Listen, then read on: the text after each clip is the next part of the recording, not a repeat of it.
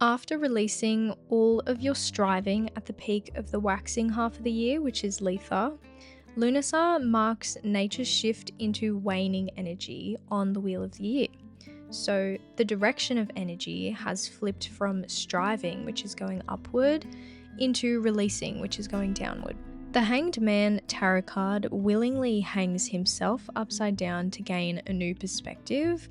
His hands are tied and he can't move, which is also symbolic of the releasing and suspending of all action. So we need to shift our focus along with nature and start embodying non-resistance, acceptance, and allowing your harvest to come to you, because we are co-creators of our reality. And so we've worked really hard striving outwardly towards our goals in the waxing half of the year, but now we're entering the waning half. Spirit is fulfilling its side of the equation by taking charge and bringing in our harvest. We trust that Spirit has received our request and is working on it, and we allow that process to occur. We are surrendering to the transformation process that needs to happen to bring in our harvest.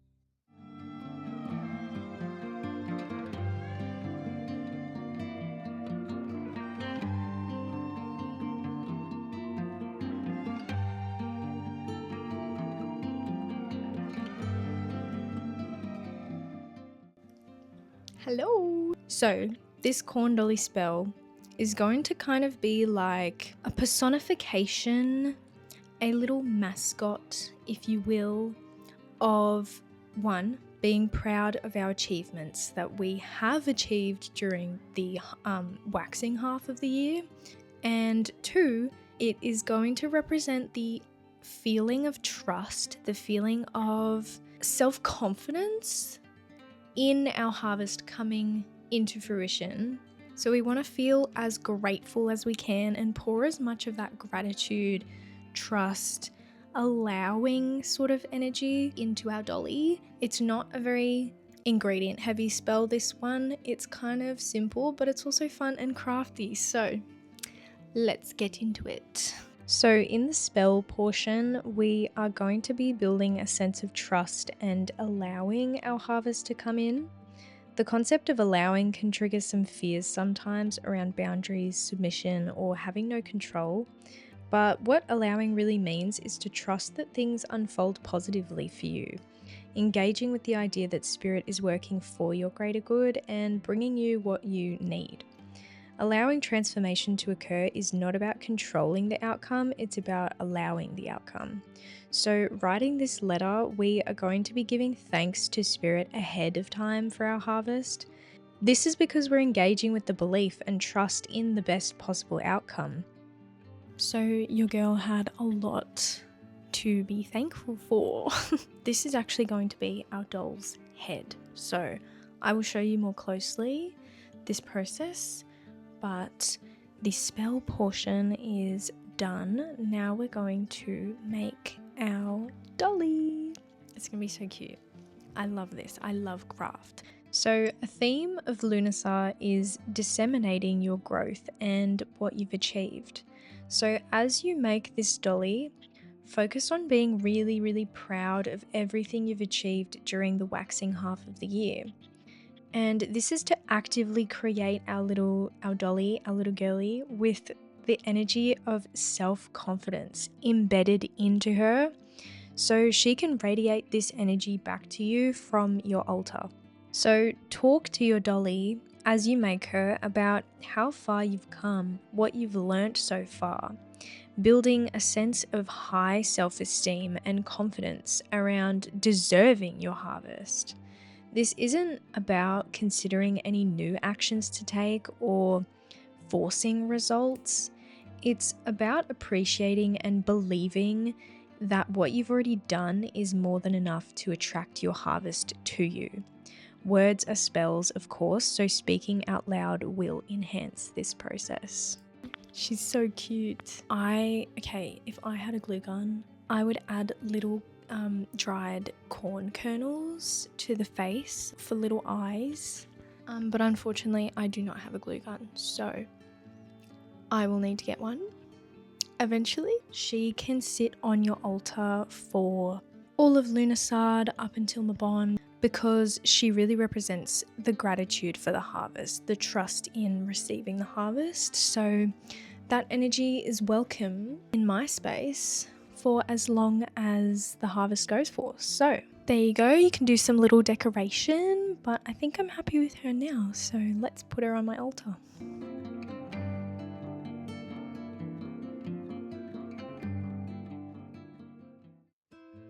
Lughnasadh is the time of year when the grain harvest begins. Grain and cereal crops were deeply sacred to ancient people because they could be transformed into flour and used to produce bread, which sustains people through the cold winter months. Grain gods like Tammuz, Adonis, and Ceres represent this process because they willingly sacrifice themselves as the grain at the end of the growing season for the sustenance of the people. The harvesting and winnowing and grinding of the grain into flour is symbolic of the gods' descent into the underworld during the waning half of the year. The gods are reborn during springtime when the seeds are replanted and the crops begin to grow once again. The alchemical transformation of grain into bread introduces us to the theme of the waning half of the year, that after death comes transformation and rebirth. The wheat is sacrificed and dies in order for the transformation to occur that lasts through winter, which is the season of death. Transformations that you make in your soul will carry through the dark season of winter into your next life. Transformation is the one thing that defines the death and rebirth process. I have gone through some quite big changes in my personal life between Letha and Lughnasadh.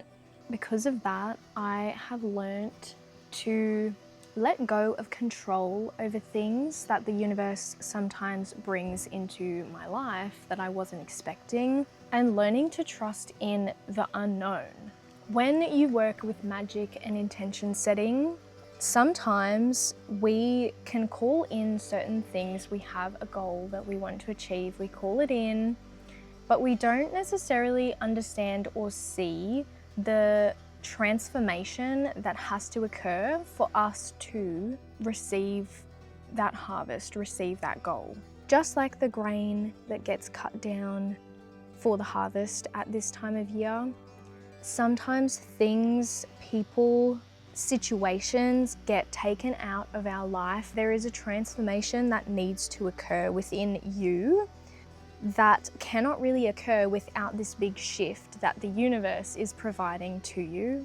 So the universe really does see further than we do as humans in what needs to happen for us to get what we're actually calling in, right? So being able to shift into a new version of yourself that can hold the harvest, that can hold the manifestation, is honestly sometimes really painful, but necessary. The most important way to engage with that metamorphosis is to work on trusting that there is a higher purpose to whatever has shifted or changed in your life, and to trust that it is actually happening to you so that you can level up in your vibration, so that your vibration is going to match your harvest. And the shift is actually happening to get you closer to receiving that goal than you ever would have been before this shift had occurred, or if this shift never had occurred. So honestly, like between Letha and Lughnasadh, for me personally, I have been called to raise my vibration. I have been challenged for sure, which, you know, it really is a blessing in disguise. Oh, bee! This bee is interested in my scroll, so it must be good. Anyway, this is really good, so I'm gonna go and eat it.